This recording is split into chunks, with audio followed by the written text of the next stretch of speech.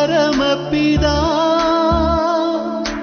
உன்னருகே இருக்கிறார், கலங்காதே.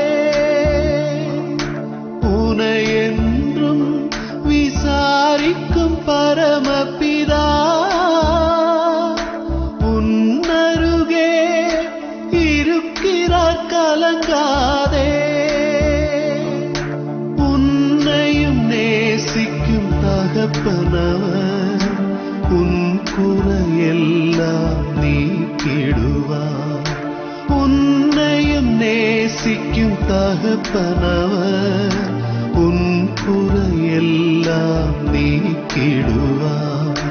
கவலைப்படாதே மகனே, கவலைப்பட